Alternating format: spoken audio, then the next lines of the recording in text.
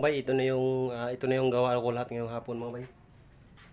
Yan mga bay, oh. Ito na yung mga nagawa kong tinapay ngayon. Ayan mga bay. Tapos meron pa tayong nakasalang na tawag dito, brownies at saka laundries. Ayan.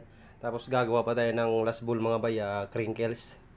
Ayan. Siguro saktong alas 3 tapos tayo mga bay. Yan yung nagawa natin ngayong araw. Ayan oh. Oh. Ayan. Ito isasalang pa lang natin ito mga bay. Kababayan. Ito yung mga donut natin oh. Ayan.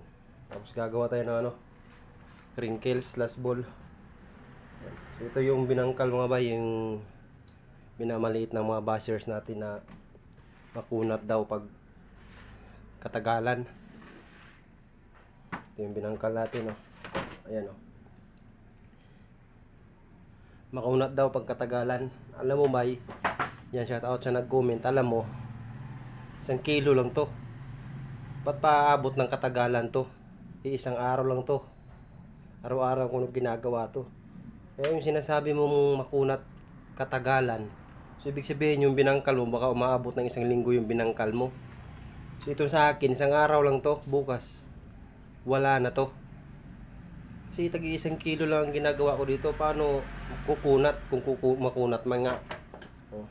Paano kukunat? 1 araw lang yan. Ubos bukas. Bago na naman. Yan, shoutout sa nag-comment. Baka yung binangkal mo bay, umabot ng 1 linggo. Kaya nasabi mong makunat pag katagalan. So ito sa akin, hindi to tatagal sa estante. Sa totoo lang. Kasi kunti lang to, tingnan mo. Kanina nga, pagkaluto may bumili na. Ayan, sinasabi mong kukunat katagalan, baka yung sayo. Pero itong sa akin, malabo mangyari yan bay. Ayan o, yun yung mga gawa ko ngayong hapon.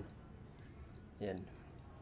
So dito sa video natin, hindi na ako masyadong magyayabang kasi ayun nga, maraming nagsasabi na ano daw, tawag dito, huwag na tayong mag-content ng masyadong mayabang daw. So ang content ko ngayon, sasagutin ko na lang yung mga tanong. Ayan. Tulad nung yun nga, sabi niya makunat daw pag alam mo itong binangkal ko ito. Sa mga hindi naniniwala sa timpla nito, kasi hula-hula lang daw. Hindi kita pinipilit bay, sa totoo lang. Yung sangkap ko ng binangkal, hindi ko tawag dito.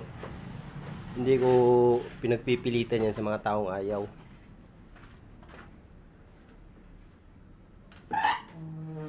Ayan o, yung mga gawa ko.